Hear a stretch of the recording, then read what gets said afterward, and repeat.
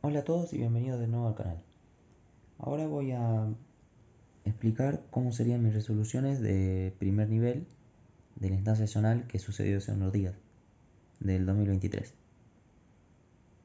Bueno, si quieren ver las demás resoluciones o todo, están en distintos videos de una lista de reproducción que ahora les va a estar saliendo.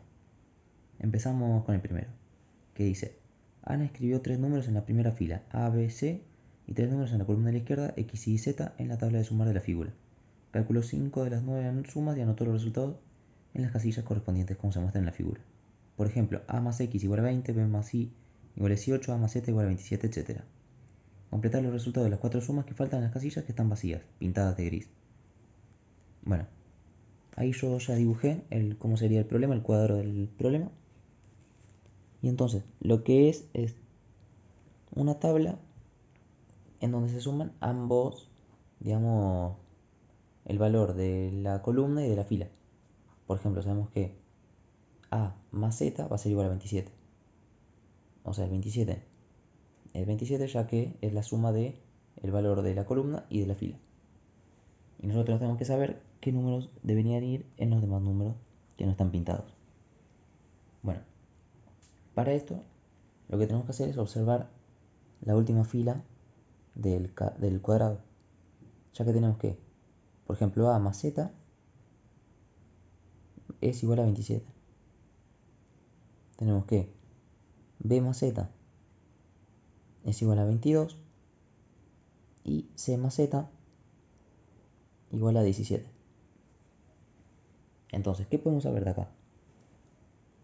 Que Z siempre, sí, o sea, permanece igual en las tres sumas, pero hay una variación en estos números. ¿Cómo? Bueno, por ejemplo, podemos sacar que siempre Z va, o sea, podemos despejar Z en las tres ecuaciones y nos queda que Z va a ser igual a 27 menos A, que va a ser igual también a 22 menos B, y que va a ser lo mismo que 17 menos C. Entonces, por ejemplo, si observamos estos dos, tenemos que, por ejemplo, en esta ecuación, que la voy a volver a copiar, que es 27 menos A igual a 22 menos B. Podemos pasar el 22 restando y el A sumando, digo, sí sumando, entonces quedaría que 5, 27 menos 2, 22, es igual a menos B.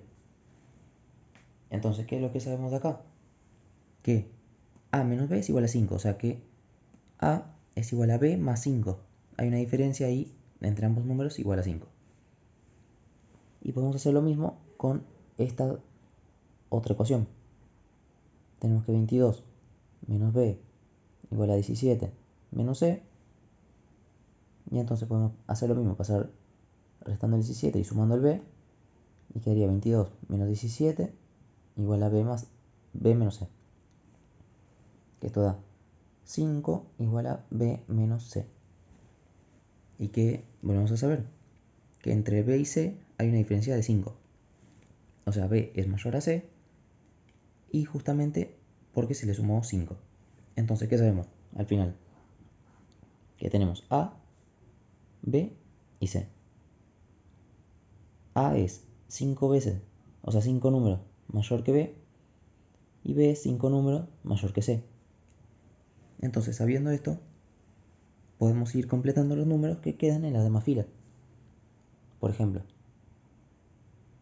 en la fila de la I tenemos que, si B más I es igual a 18, I más A va a ser igual a 18 más 5, ya que A es B más 5.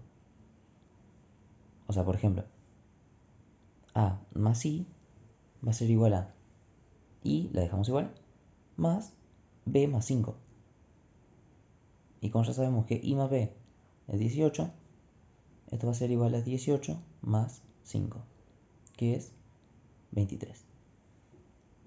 O sea, esta misma lógica que usamos acá para completar el 23, la podemos usar para acá, poner un 13. Y acá lo mismo. Acá debería ir un 15 y acá un 10. O sea, todo sabiendo que el número que está en una misma fila en el A tiene que ser 5 veces más grande que el B, digo 5 números más grandes que el B, y a la vez 5 números más grandes el B que el C. Lo mismo acá, 23, 18, 13 y 27, 22, 17. Y así queda resuelto el primer problema.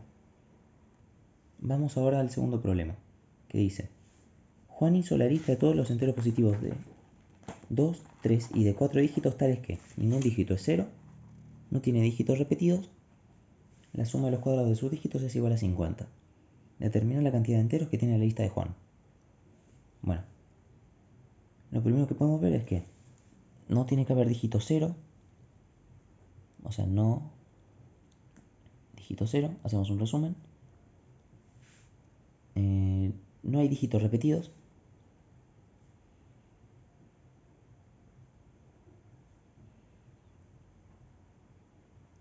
Y por último, la suma del cuadrado de sus dígitos es igual a 50.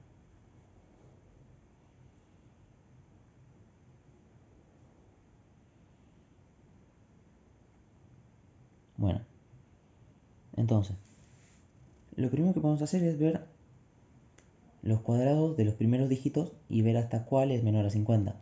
Por ejemplo, si nosotros sabemos que no puede estar en este número el dígito 8, ya que el cuadrado de 8 es 64 y entonces ya se pasa de 50. O sea, sabemos que no puede haber ningún número de estos de la lista de Juan que tenga el 8. Entonces, si hacemos la lista, sabemos que tiene que tener el 1, 2, 3, 4, 5, 6 o como mucho 7, ya que 7 al cuadrado es igual a 49. Entonces, sabemos que sí o sí con estos números son los únicos con los que podemos armar a los números de Juan, sin repetir ninguno y bueno, sin usar 0, pero como no estamos poniéndolo en la lista ya tenemos eso en cuenta. Y bueno, este problema se resuelve bastante probando. Primero probando qué pasa si usamos de a dos dígitos, que lo que podemos ver es que el único conjunto que funciona es el 7 y el 1, ya que 1, que es 1 al cuadrado, más 7 al cuadrado, que es 49, es igual a 50. O sea que el conjunto 1, 7 funciona. Lo mismo sucede con el conjunto 3, 4 y 5, para el caso de 3 dígitos. Y lo mismo sucede también para el caso de 1, 2, 3 y 6 para el caso de 4 dígitos. No hay una forma muy simple de ver que nos sirve en otros casos, más que estar probando. Se puede ver algo con congruencia, pero a lo mejor es una forma media complicada. Si quieren saber más qué es congruencia, pueden ver en el canal que subí hace un poco unos videos sobre eso y pueden ser bastante útiles en algunas instancias más adelante. Pero bueno, otra forma de ver que es así es más complicado. A lo mejor viendo que tiene que haber tal cantidad de impares y tal cantidad de pares. Pero bueno, bastante probar este problema. Y ahora lo que queda es, bueno, porque para cada uno de estos conjuntos hay distintas formas de ordenar los números. O sea, por ejemplo, con el 1, 2, 3 y 6 podemos obtener, por ejemplo, el 1236 o el 6321 o el 6231 y un montón de números. Entonces, para saber cuántos podemos obtener, hay que ver la cantidad de permutaciones posibles con estos números. Por ejemplo, con el 1 y el 7 los únicos números que podemos obtener son el 17 y el 71. O sea, 2.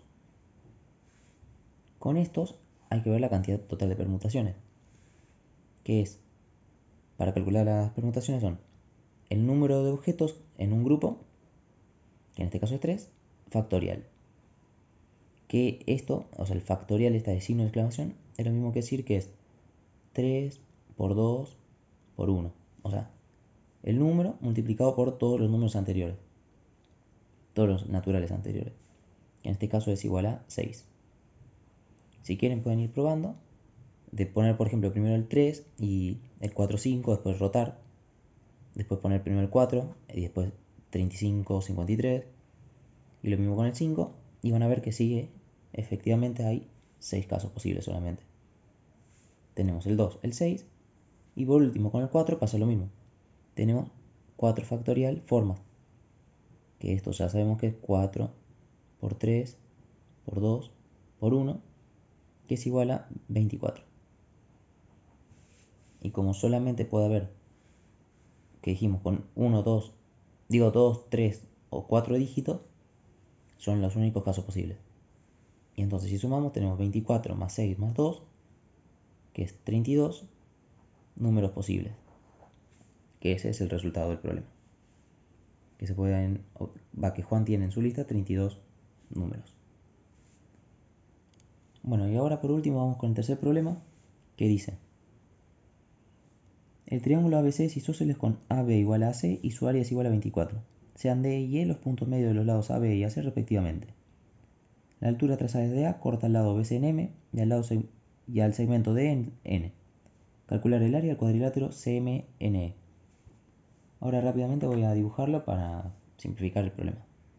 Bueno, y ahí dibujé el problema. Tenemos el triángulo isósceles ABC con AB igual a AC, D el punto medio de AB y E el punto medio de AC. Y bueno, y sabemos que el área del triángulo entero es 24. Bueno, nos piden calcular el área de CMNE, que sería este pedacito de acá. Y bueno, para eso, lo primero que podemos hacer es observar los puntos D y E. Dice que son puntos medios de ambos lados. Entonces, sabemos que podemos denominar a estos dos puntos como bases medias. En realidad D es una base media. ¿Qué significa esto de base media? Bueno, hay un teorema que dice que si nosotros agarramos los puntos medios de dos lados de un triángulo y los unimos, tenemos que esta recta que estamos trazando va a ser paralela a este otro lado y que va a medir exactamente la mitad. O sea, se le denomina base media. Y bueno, como mide la mitad y es paralela, exactamente forma otro triángulo que es semejante al grande. Entonces, como es semejante y sus lados son cada uno de la mitad, al final el área va a ser de un cuarto. ¿Por qué? Porque, por ejemplo, el área nosotros sabemos que es base por altura sobre 2. El área de un triángulo. Entonces, si el área chiquita es base sobre 2, o sea, la base grande del grande, dividido 2, ya que es la base media, por la altura, que también se redujo a la mitad, ya que es un triángulo en todas proporciones más chiquito, y a todo esto sobre 2, va a ser igual a base por altura sobre 4 sobre 2. O sea, base por altura sobre 2 es el área que ya teníamos, que es 24, y a la vez dividido 4. Entonces ya sabemos que el área de este triángulo chiquito que quedó arriba es igual a un cuarto de 24. O sea, 6. El área de este triángulo es 6. Y entonces, como toda esta suma es 24, este trapecio que quedó abajo va a tener área de 18. Bueno, y ahora otra cosa que tenemos que darnos cuenta es que si A es una altura del triángulo, una altura de un triángulo isósceles, si es trazada desde el punto, o sea, cuyo vértice es de donde salen los dos lados iguales, bueno, esta altura va a ser la mediatriz de este lado. ¿Por qué? Porque tenemos, por ejemplo, o podemos demostrarlo también, ¿cómo? Con triángulos congruentes. Supongámosle que trazamos, vamos a dibujarlo de vuelta. Agarramos así un triángulo isósceles y trazamos la altura. Tenemos que este ángulo es igual a este ángulo, que es igual a 90. Entonces, este lado es igual a este lado. Este lado, los triángulos lo comparten. Y este ángulo es igual a 90 grados. Entonces, por un criterio de congruencia de triángulos que se llama LLA, que bueno, en los apuntes lo tendrán, y si no, bueno, si tienen dudas me pueden decir y podemos hacer un video explicándolo así principios de congruencia de triángulo, podemos decir que estos dos triángulos que se forman son iguales. Entonces, como son iguales, este lado es igual a este lado y por lo tanto este punto es el punto medio. También, si no, lo pueden usar directamente como teorema, que la altura de un triángulo isósceles correspondiente al lado que no es igual va a ser igual a la mediatriz de este lado. Entonces, con todo esto, ¿qué queremos llegar? Que M es el punto medio de BC, igual que N también lo es en el punto medio de D, por el mismo motivo. Entonces, como es exactamente la mitad, parte al medio a este trapecio. Entonces, como el trapecio tiene área 18, el área de este pedacito más chiquito va a ser igual a 9, que es lo que queríamos buscar. Obviamente lo podemos demostrar también usando la fórmula para el área del trapecio, pero claramente así se ve, que si es el punto medio este, el punto medio este, si trazamos la mitad y encima es perpendicular a estos dos lados, pues lo va a partir a la mitad. Pero bueno, así llegamos al resultado, que es 9, que es el resultado final. Y bueno, haciendo un resumen breve, tenemos que el primer problema nos da, bueno, esa de distribución que pusimos al principio. El problema 2 nos da 32 números posibles. Y el último problema nos da un área de 9. Gracias por ver.